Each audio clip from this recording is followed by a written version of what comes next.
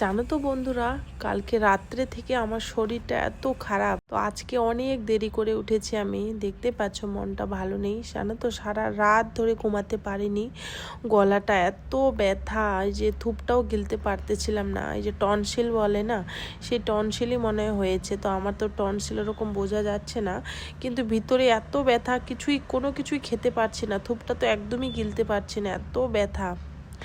তো টনসিল হয়নি, তো ডাক্তারকে দেখাতেও যাইনি। আমি আমার হাজবেন্ডকে বললাম আমার জন্য তুমি ওষুধ নিয়ে আসো ডাক্তারকে বলে।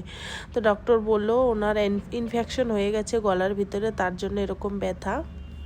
তো উনি কিন্তু আমাকে অ্যান্টিবায়োটিক দিয়েছে। তো অ্যান্টিবায়োটিক খাওয়াটা কিন্তু ভালো না হঠাৎ করে। তো যাই থাক, আমি কিন্তু খেয়ে নিয়েছি কালকে রাত্রেবেলা, তাও ব্যথা কমছে না। এদিকে হাজব্যান্ডও ঘুমাচ্ছে, ছেলেও ঘুমাচ্ছে। আমি কিন্তু রাত ভর ঘুমাতে পারিনি। সেই ভোরবেলা আমি কিন্তু ঘুমিয়েছি 5টার পর। তার জন্য আমি অনেক লেট করে উঠেছি। আজকে ছিল বৃহস্পতিবারের দিন তো অনেক কাজ থাকে। যাই থাক, রাত্রেবেলা তো এমনিতে বাসন কুসন সব মেজে গুজে রেখে দিয়েছি। তো হাজব্যান্ড চলে যায় আজকাল সকাল সকালই ডিউটিতে চলে যায়। তো আমি আর আমার ছেলে অনেক দেরি করে উঠেছি। উঠে তো কাজগুলো আগে করে নিলাম, বাসি কাজ, ঝাড়ু পোছা সব করলাম।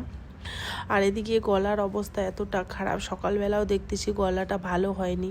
আর কাজ তো করতেই হবে, তাই না বন্ধুরা? কেউ তো এসে করে দিবে না, বাড়ির কাজ তো আমাকে করতে হবে। না আছে পাশে শাশুড়ি মা, না আছে আমার নিজের মা, তো আমাকে তো করতেই হবে।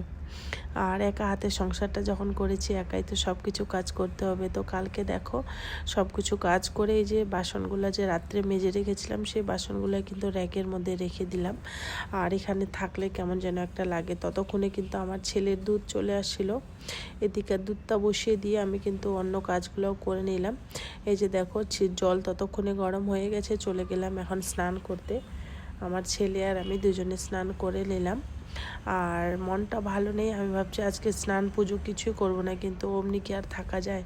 তো দেখো আজকে ফুল কিছুই আনতে পারিনি, এমনিতে ভগবানকে পূজা করে দিলাম। তো আর তারপরে আমার গলা তো খুব ব্যথা। তো হাজব্যান্ড বলছে একটু আদা দিয়ে গোলমরিচ মির্চি দিয়ে একটু খেয়ে নাও। তো সত্যি ওইটা চাটা খাওয়ার পর আমার গলাটা একটু হলেও ভালো হয়েছে। আর যে ট্যাবলেটটা দিয়েছে সেই ট্যাবলেটটা নাকি দিনের বেলা খাওয়া যাবে না, শুধু রাত্রেবেলায়। তো হাজব্যান্ডকে বললাম, তারপরে হাজব্যান্ড বলছে ওটা শুধু রাত্রেবেলায়। তো দেখো তোমাদের সামনে আমি একটা শাড়ি নিয়ে আসলাম। এই শাড়িটা কদিন ধরে আমার সামনে খুব আসতেছিল, ফেসবুক থেকে নিয়েছি। খুব রিজনেবল প্রাইসে, শাড়িটা খুব সুন্দর, তোমরা চাইলে পারচেস করতে পারো। আর দামও খুবই কম, খুবই কম। আর শাড়িটা এত সফট ছিল। তো দেখো আমি তোমাদের সামনে পরে দেখাচ্ছি। এই যে দেখো আমি পরলাম, আমি কিন্তু সাজিনি, এমনিতেই পরেছি, না চুল আঁচড়েছি না কিছু। আর শাড়িটা এত সফট, চাইলে অনেক কালার আছে, তোমরা কিন্তু পারচেস করতে পারো আর খুবই কম প্রাইসে। তো দেখো আমার কিন্তু চা কমপ্লিট হয়ে গেল, এখন একটু চা খাবো। পূজা পাঠ হয়ে গেল, চা খাবো, ছেলেকেও আগে খাইয়ে দিলাম। তো এদিকে কালকে হাজবেন্ড নিয়ে আসছিলো বিস্কিট, আমি দুটো টোস্ট নিলাম। আর এই যে মিষ্টি, আর মিষ্টি বিস্কিট খেতে ভাল লাগে না, তাই আমি দুটো টোস্ট বের করলাম। তো এদিকে দেখো খাওয়া দাওয়া কমপ্লিট করে একটু রেস্ট করেছিলাম, সেটা ভিডিও আমি নিতে পারিনি, এত শরীরটা ক্লান্ত লাগছে। আর তোমরা তো জানোই না ঘুমালে শরীরটা কেমন ক্লান্ত লাগে, তাই না বন্ধুরা? তো আমি একটু মানে রেস্ট করলাম, শুধু ঘুমাইনি। তারপরে ভাবছি আজকে শরীরটাও ভালো লাগছে না, কি বানাবো। তো একটু পাতলা করে ডাল খিচুড়ি করব ভাবছি, কিন্তু খিচুড়িটা এত গাঢ় হয়ে গেছে কি আর বলবো।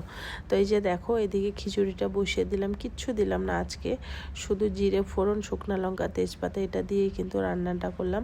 আর গোটা রসুন খেতে ভালো লাগে, তাই গোটা রসুন দিয়ে দিলাম। ভাবছি অত ঝাল টাল দিব না, কারণ আমার ছেলেও খায়।